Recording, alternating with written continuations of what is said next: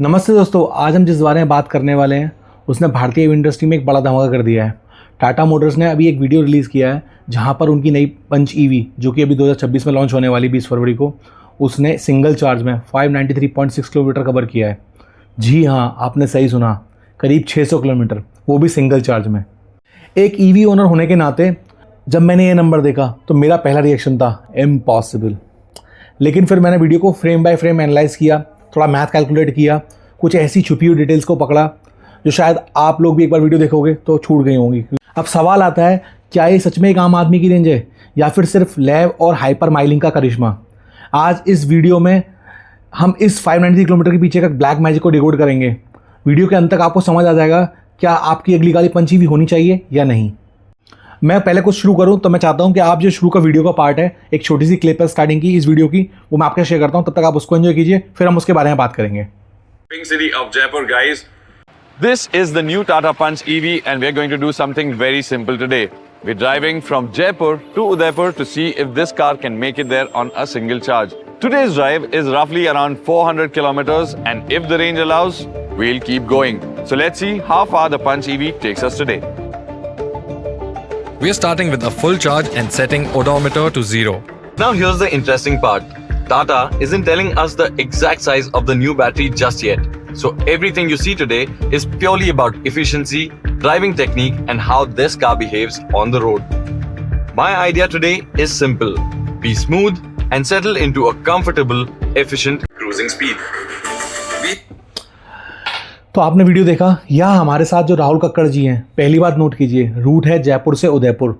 अगर मैं इसका एल्टीट्यूड बोलूँ तो समवेयर अराउंड 400 मीटर है, जयपुर भी उदयपुर भी। तो यहाँ पर कोई भी अप हिल डाउन हिल का कंसेप्ट नहीं है। अगर डाउन हिल गए भी होंगे तो अप हिल आना पड़ेगा। पहली चीज़, ये तकरीबन 400 किलोमीटर का स्ट्रेच है। राहुल कह रहे हैं टाटा ने अभी तक बैटरी का साइज़ रिवील नहीं किया है। ये सबसे बड़ा हिडन डिटेल है। देखो दोस्तों, मैं आपको समझाता हूँ। जब कोई कंपनी साइज छुपाती है और रेंज दिखाती है तो वो आपका ध्यान एफिशिएंसी पर खींचना चाहती है। यहाँ देखिए, गाड़ी फुल चार्ज है और ऑडोमीटर 0 है। राहुल यहाँ पर एक बहुत ज़रूरी बात बोल रहे हैं, स्मूथ ड्राइविंग टेक्निक्स। जितने भी लोग मुझसे पूछते हैं सुमित भाई रेंज कैसे निकालें, उसका जवाब इसी छोटी सी लाइन में छिपा हुआ है। बिना झटके के एक्सेलरेशन, प्रिडिक्टिव ब्रेकिंग, यानी कि आपको पहले से दिख रहा है तो आप पहले से ही ब्रेकिंग ले लो रीजनरेशन की हेल्प से।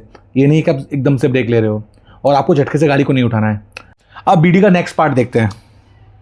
We have now just crossed Vijayanagar. The charge as of now is 67% and we have covered approximately 200 kilometers.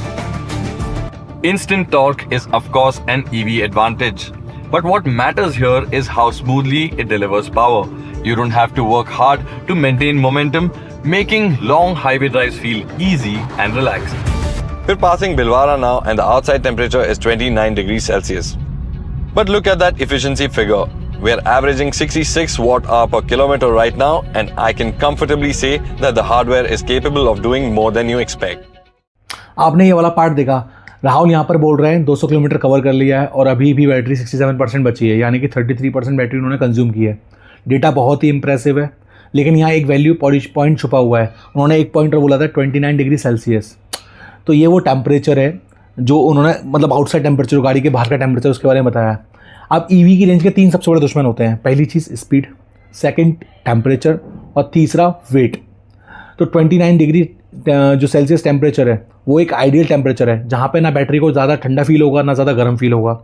तो उसको अपना जो है ना एसी को यूज़ नहीं करना पड़ेगा अपने टेम्परेचर मेंटेन करने के लिए, पहली चीज़। साथ ही आप एक नोट करेंगे तो कार में सिर्फ एक ही ड्राइवर है और शायद एक एक्स्ट्रा कैमरा मैन है। तो कोई भारी सामान भी नहीं है, कोई पूरी फैमिली नहीं है। व्यूअर्स अक्सर पूछते हैं क्या हम 500 किलोमीटर की रेंज निकाल सकते हो? जवाब है हाँ। अगर आप धैर्य के साथ 60 की स्पीड या 50 की स्पीड पर गाड़ी को चलाएंगे तो ये पॉसिबल है। लेकिन अगर आप हाईवे पर 100 या 110 की स्पीड पर भगाएंगे गाड़ी को तो ये 600 की रेंज जो है सीधा घट के 300 पर पहुंच जाएगी। ऐसा क्यों? क्योंकि ये कंसेप्ट होता है एरोडायनेमिक ड्रैग, यानी कि हवा का प्रेशर, हवा का दबाव। जब आप स्पीड को डबल करेंगे तो वो जो है 4 टाइम्स हो जाता है, क्योंकि ये स्क्वायर टाइम्स बढ़ता है। स्क्वायर एक इंजीनियरिंग टर्म है। मैं आप इसको समझिए, अगर आपने गाड़ी की स्पीड को 50 से 100 कर दिया तो जो हवा का दबाव गाड़ी पर पड़ रहा था वो डबल की बजाय 4 गुना हो जाएगा, स्क्वायर टाइम्स। तो जैसे आप स्पीड आते हो तो स्पीड रेंज आपकी बहुत स्पीड से गिरेगी। Guys, here we are at 34% SOC. We have covered 400 kilometers and reached our initial goal of Udaipur. This is already a win, but this car can go much further. Let's see how much more. This is no longer an intercity drive, it's an interstate drive now. We have reached the 500 kilometer milestone, much beyond what we anticipated, and the charge is at 16%. We are now crossing Ratanpur border, entering Gujarat. We are approaching Himmatnagar in Gujarat, and as I said, Rajasthan border is left much far behind.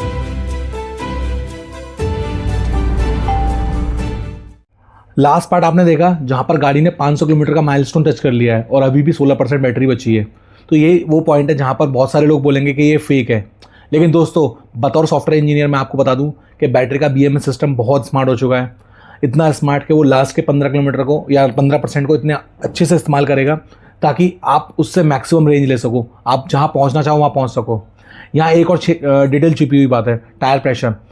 तो इस test के लिए यकीनन tyre pressure को high mode पे रखा गया होगा, यानी कि 37 के आसपास जो उसकी हायर रेंज होगी, क्योंकि इससे रोलिंग रेजिस्टेंस, जो टायर का रेजिस्टेंस होता है सड़क के साथ में, वो कम हो जाए। राहुल ने उदयपुर पार किया है और गुजरात में एंट्री की है। तो अब ये सिर्फ एक शहर से दूसरे शहर की बात नहीं है, यहाँ पर इंटरस्टेट ट्रेवल बन गया है। टाटा की तरफ से उन लोगों को ये जवाब है जो कहते हैं कि ईवी सिर्फ एक शहर में ही हो सकती है। नहीं, अब ऐसा नहीं है, अब वो एक इंटरस्टेट ट्रैवल भी कर सकती है।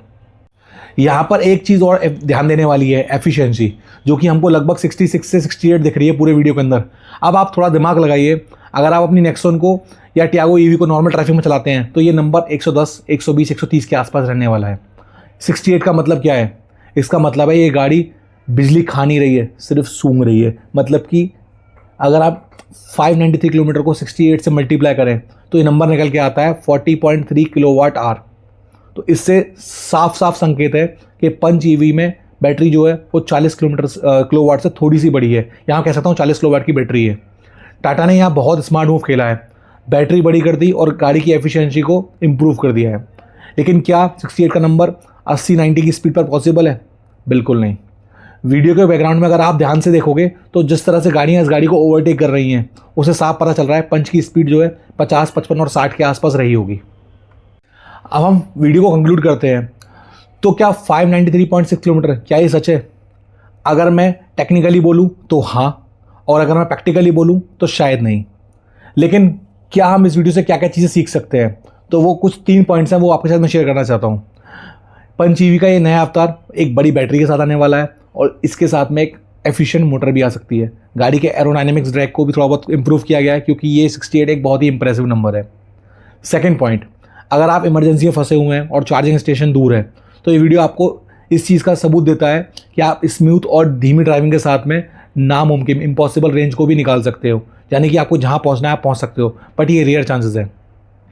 तीसरा पॉइंट, टाटा यहाँ ये नहीं कह रहा है कि आपको हर रोज़ 600 किलोमीटर की रेंज मिलेगी, वो ये कह रहा है कि मैक्सिमम रेंज इतनी भी पॉसिबल है। मेरे हिसाब से अगर इस कार को रियल वर्ल्ड में AC के साथ और तकरीबन 80 की स्पीड पे चलाया जाएगा तो फिर 350 से 380 की रेंज ये दे सकती है। तो इंडिया में सफल ईवी बनने के लिए आपको इतनी रेंज काफ़ी होनी चाहिए, क्योंकि असली लड़ाई 600 किलोमीटर की है ही नहीं। असली लड़ाई है उस भरोसे की जो रास्ते में आपको रुकना नहीं पड़ेगा। आपकी क्या राय है? क्या आप 593 के दावे को सच मानते हैं? क्या आपको लगता है कि एक रियल वर्ल्ड पॉसिबल रेंज है? वो जब वीडियो गाड़ी सामने आएगी तब हम इसको टेस्ट करेंगे और वो बताएंगे। कमेंट में आप अपनी राय ज़रूर दें, क्योंकि मैं अगले वीडियो में खुद शायद इस तरीके का टेस्ट अपनी नेक्सॉन ईवी के साथ करने वाला हूँ। वीडियो पसंद आया हो तो लाइक करें, अपने उन दोस्तों के साथ शेयर करें जो अभी ईवी लेने का प्लान कर रहे हैं और शायद पंच ईवी लेने का प्लान कर रहे हैं। तो ये वीडियो उनके लिए काफ़ी हेल्पफुल हो सकता है। तब तक के लिए drive safe and go green.